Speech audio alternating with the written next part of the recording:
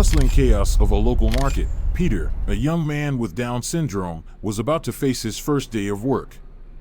While he struggled to maintain his calm, everything came crashing down when a customer, full of anger, began belittling him with cruel words.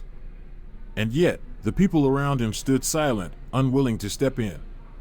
What they didn't realize was that one of the customers was a famous Hollywood actor, quietly witnessing the scene. What happened next would leave everyone in shock. But before we dive into this, we'd love to know where you're tuning in from. And if you enjoy stories like this, make sure to hit that subscribe button, because tomorrow we've got another powerful story coming your way. Peter, a 21-year-old with Down syndrome, had always been known for his kindness and upbeat spirit. Despite his infectious energy, he fought internal battles that few people could see. His relationship with his former stepfather, a cold, abusive man, left deep scars on his self-esteem. Flashbacks from Peter's childhood revealed painful moments of verbal abuse. "You'll never amount to anything, boy." Those cruel words haunted him, echoing in his mind. But Peter wasn't one to back down. He made a choice to rise above those painful words, to let his resilience guide him.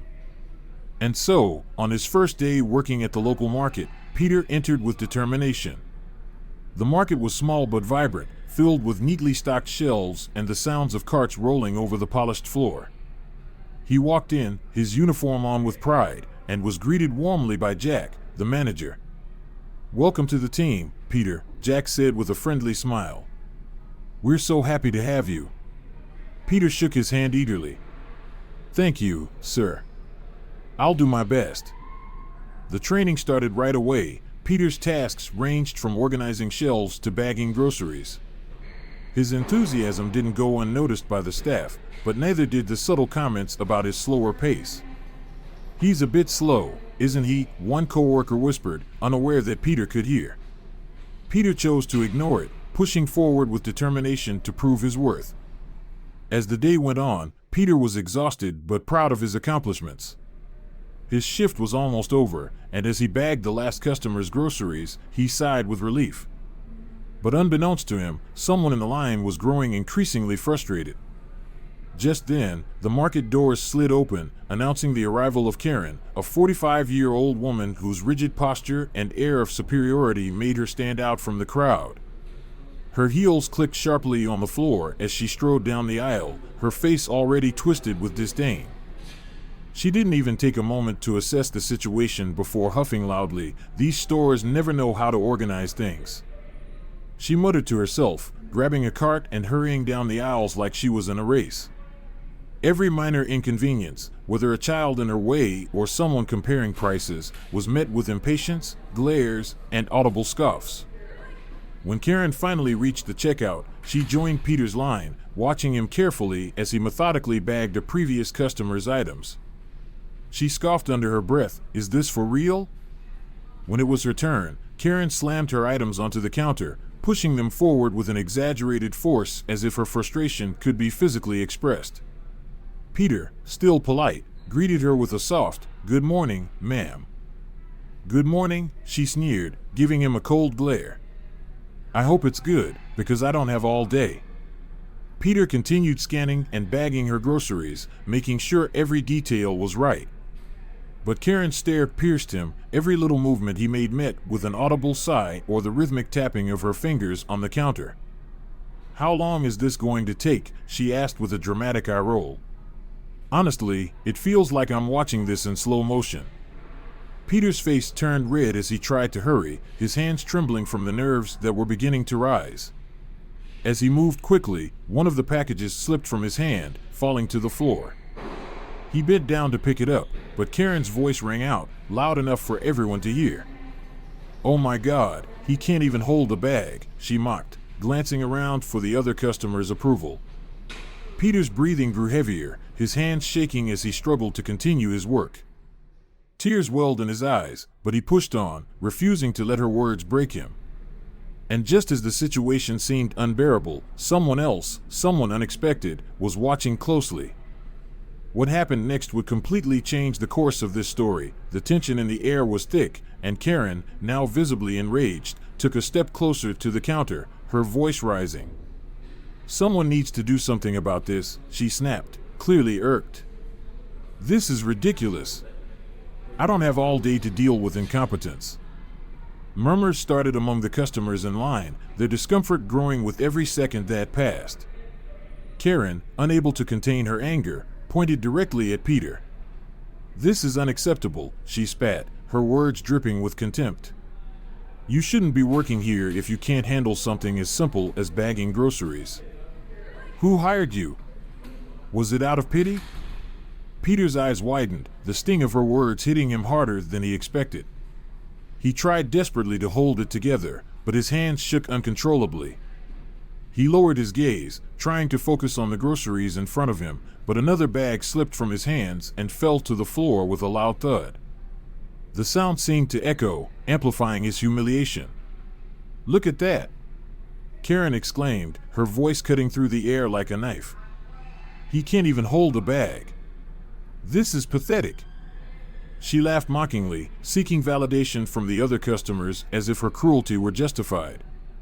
Peter swallowed hard, his throat tight with emotion. He could feel the pressure mounting, his breath shallow as he fought to keep it together. His mind began to race, painful memories resurfacing, memories of his stepfather's harsh words from when he was a child. You'll never get anything right, boy. You're dead weight. Everyone knows it. The same cruel tone, the same cold disregard. It all came rushing back to him. He hunched his shoulders, trying to make himself small, but the harshness of the words always found him. He tried to remind himself, I'm stronger than this. I can do this. I just want to help, he whispered, barely audible, his voice thick with the struggle to hold back tears. Karen, oblivious to the pain she was causing, took another step closer. She pointed at him with authority, as though scolding a child. Someone needs to teach you how to do a real job. You're holding everyone up. Her voice rang out, loud enough for people in other aisles to take notice. The murmurs among the customers grew, some appearing uncomfortable, others too afraid to act. A few had already pulled out their phones, recording the spectacle. Meanwhile, Peter stood frozen, his heart pounding in his chest. He was trapped in a moment of sheer vulnerability, surrounded by judgmental stares and the crushing weight of humiliation. In the midst of Karen's tirade, Peter summoned every ounce of courage to speak, his voice trembling but sincere. I'm sorry, ma'am, he said softly. I'm trying my best. At his words, Karen turned sharply, leaning over the counter with an expression that could only be described as pure disdain. She glared at him as if his simple apology was an insult. The room seemed to hold its breath, the atmosphere thick with discomfort, until the sound of firm footsteps cut through the tension. All eyes shifted toward the source, the silence in the market deepening. Someone had finally decided to step in. The usual hustle and bustle of the market, the chatter, the clink of shopping carts, the hum of voices, faded into the background as everyone turned their attention to the checkout counter. And then, something unexpected happened, something that would change everything for Peter. Karen's tirade continued with venom as she turned back to Peter, her words now louder, sharper. Trying, that's not enough. Not for a job like this. People here have schedules to keep, and you're wasting everyone's time. Peter's gaze dropped to the counter, the weight of her words crushing him. His hands, already shaking from the anxiety, fumbled again as another bag slipped from his fingers, landing with a loud thud on the floor. The noise seemed to magnify in the silence of the store, a cruel reminder of his growing humiliation. Karen's mocking laughter rang out. Oh my God, he can't even hold a bag. This is pathetic. Around them, a few customers exchanged uncomfortable glances. A young man in line hesitated, pulling out his phone to record the scene. He turned to the woman beside him and whispered, "This is awful, but who's going to stop her?" The woman looked uneasy, her shoulders slumping in resignation. "She's so aggressive. I don't want to get involved." In the back of the line, an older woman watched the scene with growing discomfort. She adjusted her purse and took a small step forward, as if she was gathering the courage to say something. But she hesitated, looking down at Peter with sympathy. The decision to step in felt like a heavy burden, one she wasn't sure she could carry. Seeing no one contradicting her, Karen's confidence grew. She turned back to Peter, her voice even louder now. "If you can't do this job, then go do something else. Someone needs to tell you that." Peter, visibly shaken, focused intently on the task in front of him. He tried to steady his breath, but the air felt thin. His hands were slick with sweat, and his vision blurred as the fluorescent lights above him intensified the pressure he was under. Each small mistake seemed amplified, each judgmental stare felt like a weight on his shoulders. Across the store, Jack, the manager, finally began to notice the growing tension. He glanced toward Peter's checkout line, his brow furrowing in concern. But before he could make his way over, another customer stopped him for assistance, pulling him further away from the scene. Karen, undeterred, continued her rant. She crossed her arms, looking to the other customers in line for support. "Do you all see this? We're all being delayed because of him. It's absurd that someone like this is working in a fast lane." The murmurs from the crowd grew louder, but still, no one acted. The air was thick with unease as time dragged on endlessly. Peter, struggling to hold himself together, kept his focus on the groceries in front of him. The discomfort around him felt suffocating, each second a weight too heavy to bear. But then, from the corner of his eye, Peter noticed something shifting. A man, who had been standing partially hidden by the shelves, now stepped forward. His presence was calm, almost calculated, and his eyes were locked on the unfolding situation. The man's expression wasn't one of surprise or shock, but of quiet contemplation, as if he had seen something like this before. Peter didn't notice him at first, but he could feel a subtle change in the atmosphere, as if the balance of the situation was about to shift. Karen, however, was completely absorbed in her outrage, her attention still fully fixed on Peter. The tension in the market reached its breaking point, the customers' frustration palpable. Yet, still no one intervened. The man, moving with purpose, took another step forward, becoming more visible to the others. His gaze never wavered from Karen, and it was clear he was waiting for the right moment. Slowly, the energy in the store began to shift, the air tingling with anticipation. Some customers began to take notice of his quiet but commanding presence, sensing that something was about to happen. Peter, still focused on the task at hand, briefly lifted his eyes. For a moment, his gaze met the man's, and though he didn't understand it, there was something comforting in that brief look. It was a silent acknowledgement, a quiet reassurance that things were about to change. Karen, oblivious to the shift in the air, opened her mouth to continue her tirade. But just as she was about to speak, a calm yet firm voice interrupted her, cutting through the suffocating tension like a knife. "That's enough." The words hung in the air, carrying authority and serenity. Everyone turned toward the source, their attention now fully focused on the person who had spoken. Karen froze, startled by the unexpected interruption. From across the aisle, a tall man with a confident posture stepped into view. He wasn't rushing, but every step he took seemed to carry a weight that demanded attention. The murmurs in the line grew louder as the customers whispered among themselves. "Who is that?" one woman asked, squinting to get a better look. "Wait, is that him?" a younger man said, already pulling out his phone to record the scene. And then it became clear. Keanu Reeves. Dressed simply in a t-shirt and casual pants, he could have easily blended into any crowd. But in that moment, his presence was undeniable. The shift was instant, everyone knew something significant was happening. The market, once filled with tension and discomfort, now held its breath, waiting for what would happen next. Karen, still trying to hold on to whatever composure she had left, turned toward Keanu with a mixture of irritation and confusion. "And you think you can just show up here and tell me how to act?" Her voice was laced with sarcasm, but there was a crack of nervousness beneath it. Keanu, calm and unshaken, took a few steps closer to her, his posture steady. "I'm not telling you how to act," he replied, his voice quiet but firm. "I'm saying that what you're doing right now is wrong." Karen blinked, caught off guard by his response. "Wrong? You don't even know what's going on here," she snapped, her frustration mounting. "I'm just stating the facts. This boy is holding everyone up." Keanu allowed himself a small, knowing smile, but his eyes remained unwavering. "The facts," he repeated, his tone softening. "The fact is he's doing his job, and you've chosen to humiliate him for it. There's a big difference between stating facts and using them as a weapon." The murmurs among the customers grew louder now, but this time, all eyes were on Karen. Not Peter. Peter, still frozen behind the counter, could only watch Keanu in wide-eyed disbelief. He couldn't understand why this stranger was stepping in, but a sense of relief washed over him, as if someone had finally noticed his silent plea for help. Keanu turned his attention back to Peter, his expression softening. "What's your name?" he asked, his voice gentle but encouraging. "Peter," the young man stammered, his voice trembling with emotion. "Peter," Keanu repeated, nodding. "You're doing a great job here.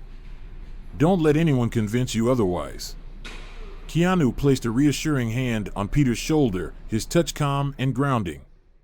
"We all have tough days, but those don't define who we are. Do you understand that?" Peter nodded slowly, the weight that had crushed him just moments before beginning to lighten. His eyes welled up, but he fought back the tears. He couldn't find the words to express his gratitude, but the feeling was undeniable. Karen, now visibly unsure of herself, crossed her arms, letting out a nervous laugh.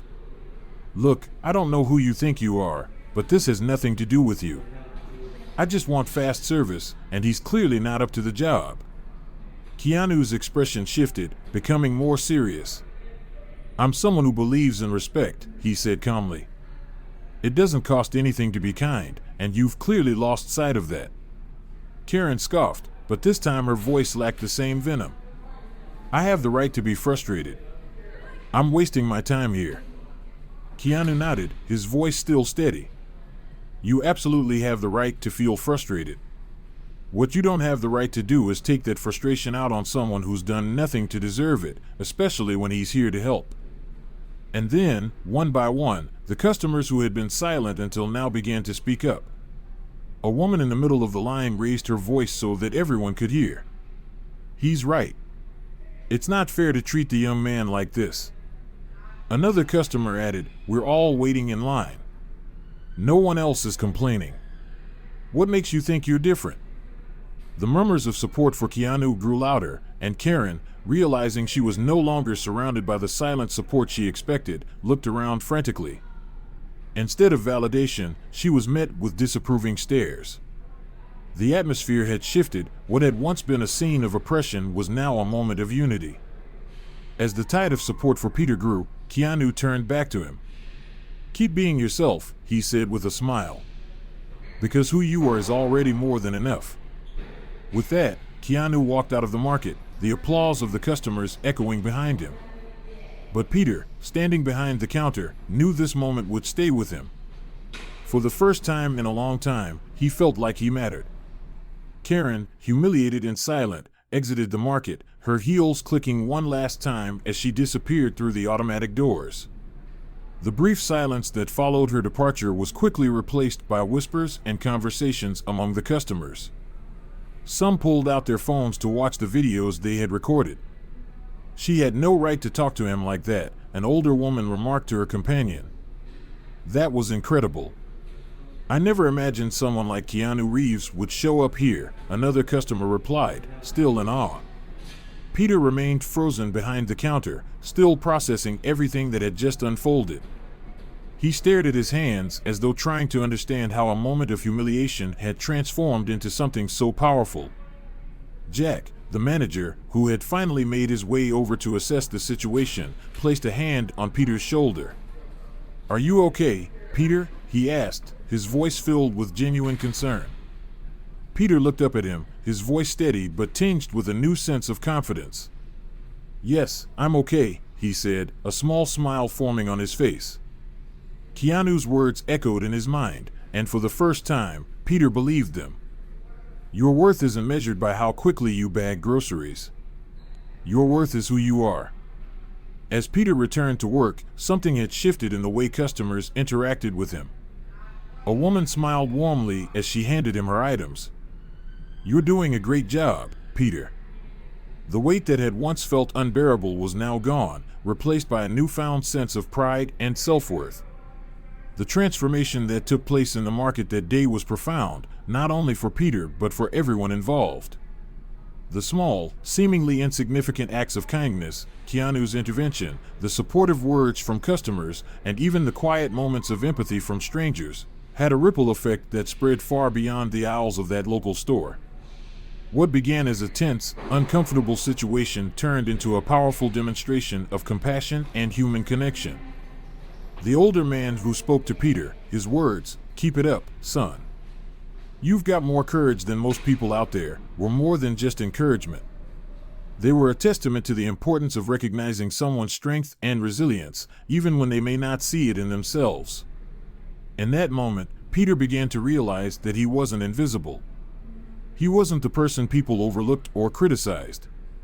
He was worthy of respect, kindness, and love, something he had struggled to believe in for so long. Each encouraging word from the customers, from the man's support to the woman's gentle smile, built him up, piece by piece, like a foundation for a sense of self that had long been buried under years of judgment. When the young woman suggested sharing the moment on social media, it wasn't just to capture a viral video. It was a powerful decision to amplify the message that kindness truly matters. The hashtag respect for Peter trended worldwide, but the real impact went far beyond social media metrics. It was a reminder that empathy, when shared and acknowledged, has the power to change the energy of an entire room. What had been a moment of humiliation became a lesson in humanity, with people from all walks of life sharing their reflections and experiences, inspired by the way one man stood up for another. It was proof that standing up for someone else, especially when it's hard, isn't just an act of courage, it's an act of change. Keanu's role in all of this was humble but undeniably significant. He didn't enter the situation seeking recognition or applause. He didn't need to make a scene or draw attention to himself. He simply did what he knew was right. By stepping forward and speaking up for Peter, he quietly shifted the dynamic in the market, helping everyone see how a small act of compassion could break the cycle of cruelty. As he walked away from the scene, Keanu didn't look back to check the reactions of the customers or the impact he'd made. Instead, he took one last glance back at the market, knowing that his simple gesture of empathy had changed not just the course of the day, but perhaps Peter's life, too. In that moment, Keanu was content with the knowledge that his kindness had created a ripple that would continue to spread. The next day, the ripple effect continued. The video of Keanu stepping in to defend Peter went viral, drawing attention to the importance of kindness, respect, and standing up for what is right. People from all over the world were sharing their thoughts on how empathy can transform lives, how a simple act of compassion can alter the course of someone's day, and sometimes, even their future. The hashtag kindness matters and hashtag respect for Peter began to trend, and the world seemed a little kinder, a little more connected. Peter, once hesitant and unsure of his place in the world, was now a symbol of resilience and strength. The next morning, as he walked to work, he felt different. The weight of shame and self-doubt that had once burdened him was gone. Instead, he carried the warmth of the words of encouragement and kindness he had received. As he entered the market, he was greeted by customers who now saw him, not just as an employee doing a job, but as a person deserving of dignity and respect. And in return, he smiled, genuinely, for the first time in a long while, knowing that he wasn't invisible anymore. He belonged. The story leaves us with a profound reflection on how every choice we make can either lift someone up or tear them down. In our daily interactions, we have the power to choose kindness over cruelty, to choose empathy over judgment. These seemingly small actions can have a ripple effect that transforms not only a person's day but their sense of self. And when we all choose to treat others with the respect they deserve, we create a world where kindness and compassion are the norms, not the exceptions. In the end, the narrator invites us to reflect on our own actions, reminding us that it's the little things, the moments when we choose empathy and respect, that can have the biggest impact. Every day gives us the opportunity to be part of something greater, to change the world one act of kindness at a time.